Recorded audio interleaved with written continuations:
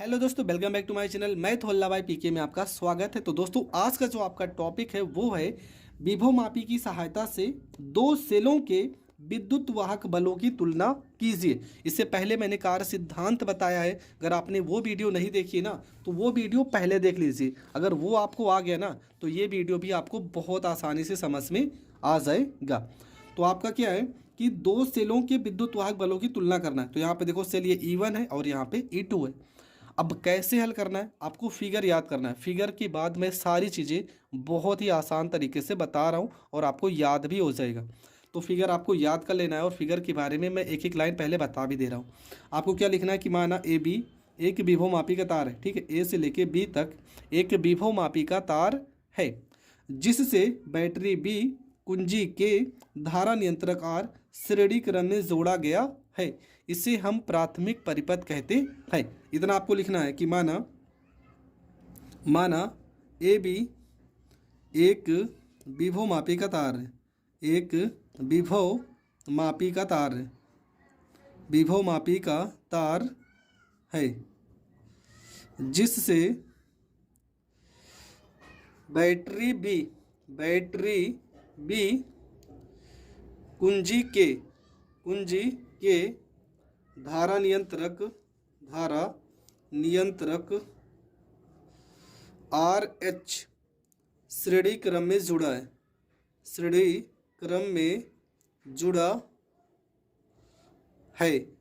इसे प्राथमिक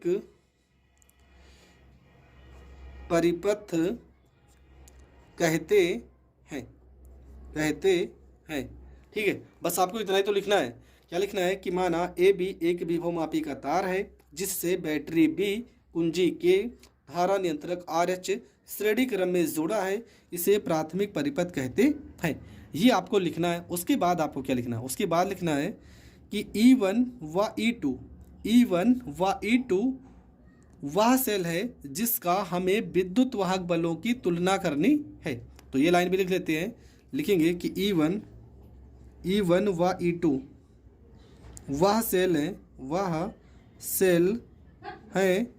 जिसके विद्युत वाहक बलों की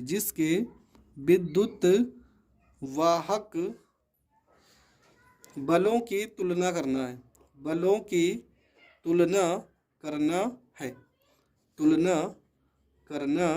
है। ठीक है, वह सेल है, E1 व E2 वह सेल है। ठीक है, E1 व E2 वह सेल है जिसके विद्युत वाहक बलों की तुलना करना है। यहाँ तक हो गया। इसके बाद क्या करेंगे, देखो ये तो क्लियर हो गया। इसके बाद हम लिखेंगे आगे क्या करना है आपको। देखो यहाँ पे फिर से समझ लेते हैं चित्र में। E1 तथा E2 क्या लिखा है, E1 और E2 के धनात्मक, देखो ये धनात्मक और ये भी धनात्मक।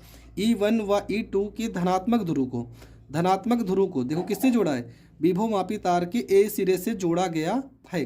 तथा ऋणात्मक ध्रुव को किससे जोड़ा गया, धारा मापी जी से जोड़ा गया है। इसे द्वितीयक परिपथ कहते हैं। बस इतना आपको लिखना है। तो लिखेंगे यहाँ पे कि E1 व E2 के धनात्मक ध्रुव को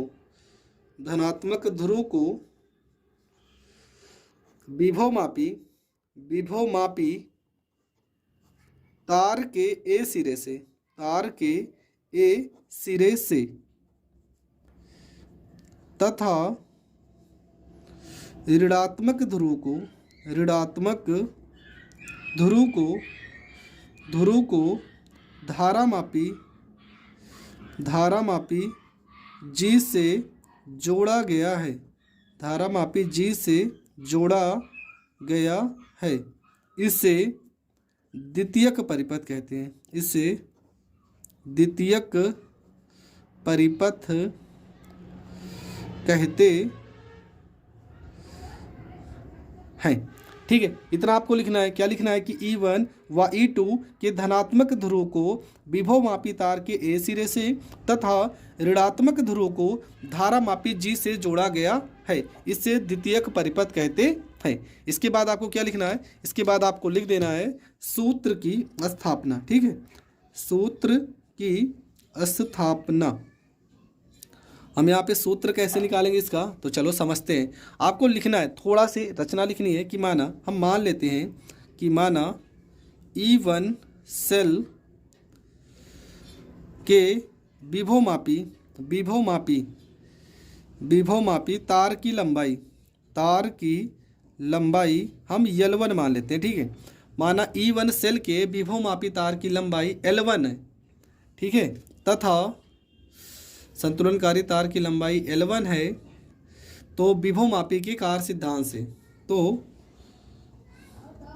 विभवमापी के कार्य सिद्धांत से तो विभवमापी का फार्मूला क्या सिद्ध किए थे, आपने सिद्ध किया था E बराबर में यहाँ पे K और यहाँ पे L, ठीक है। E बराबर K L1 बटे में L लिखे थे, पर यहाँ पे संतुलनकारी तार की लंबाई तो हमें निकालना नहीं है। यहाँ पे आपका क्या है, विभवमापी तार की लंबाई, तो फार्मूला हो जाएगा ये E1 है ना, तो यहाँ पर E1 हो जाएगा, बराबर यहाँ पे K है तो ये K हो जाएगा। विभवमापी तार की लंबाई क्या माने हो, L1, तो यहाँ पे L1 हो जाएगा, ठीक है। और ये हो जाएगा समीकरण फर्स्ट। क्या हो जाएगा, समीकरण फर्स्ट। लिखेंगे आगे, इसी प्रकार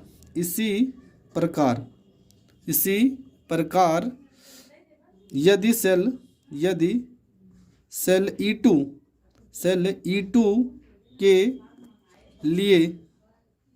E2 के लिए विभवमापी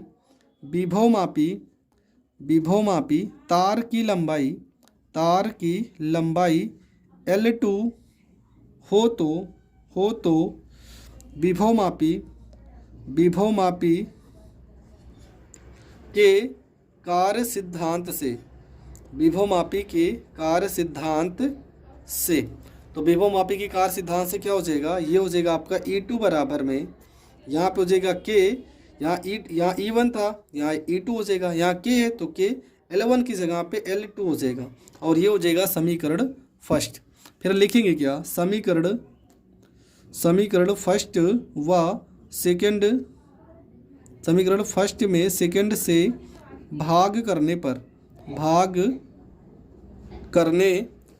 तो यहाँ पर E1 में भाग करते E2 से, बराबर यहाँ पे K L1 बटे में हो जाएगा K L2, ठीक है।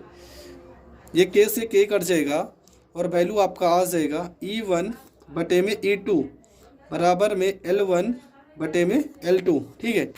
ये क्या हो जाएगा, E1 बटे में E2 बराबर L1 बटे में L2, और ये आपका हो गया प्रूव्ड। यही आपको सिद्ध करना था, ठीक है। सिद्ध तो आपको यही करना है। थोड़ा सा इसके बारे में लिख देते हैं कि इस सूत्र की सहायता से दो सेलों के विद्युत वाहक बलों की तुलना की जा सकती है, ठीक है। इतना आपको लिखना है कि इस सूत्र की सहायता से दो सेलों के विद्युत वाहक बलों की तुलना की जा सकती है। तो ये आपको पूरा का पूरा समझ में आ गया होगा। अब एक बार हम शुरू से आपको बता दे रहे हैं, ठीक है।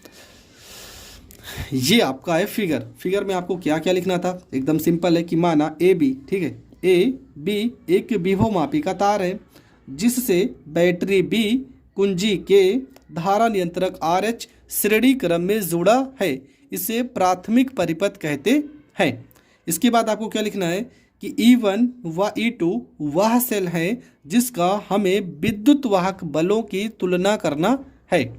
इसके बाद आपको लिखना है कि E1 और E2 के धनात्मक ध्रुव को, देखो इसका धनात्मक ध्रुव और इसका धनात्मक ध्रुव, E1 व E2 के धनात्मक ध्रुव को विभवमापी तार के A सिरे से तथा ऋणात्मक ध्रुव को धारामापी G से जोड़ा गया है, इसे द्वितीयक परिपथ कहते हैं। यहाँ तक आपको लिखना है। इसके बाद आपको लिखना है सूत्र की स्थापना, और उसमें क्या लिखना है कि माना E1, ठीक है, माना E1 सेल के विभवमापी तार की लंबाई L1 है, तो विभवमापी की कार्य सिद्धांत से आपने क्या लिखा है, कार्य सिद्धांत से E1 बराबर में यहाँ पे K और यहाँ पे L1। उसके बाद लिखिए हो माना E2 क्या है आपका सेल, क्या है विद्युत वाहक बल E2 सेल E2 है तो इसके विभव मापी तार की लंबाई क्या L2 माने हो, तो विभव मापी की कार्य सिद्धांत से E2 बराबर क्या हो जाएगा K L2 हो जाएगा। समीकरण फर्स्ट में सेकंड से भाग किया, K से K कट गया और आपका सिद्ध हो गया E1 बट्टे में E2 बराबर L1 बट्टे में L2। यही तो आपको सिद्ध करना था। तो ये डेरिवेशन बहुत ही सरल तरीके से मैंने आपको बता दी। 100% आपको पक्का समझ में आया होगा। अगर फिर भी थोड़ा बहुत भी डाउट है ना तो आप वीडियो को दोबारा देख लो, आपको हर एक चीज़ बहुत अच्छे से समझ में आ जाएगी।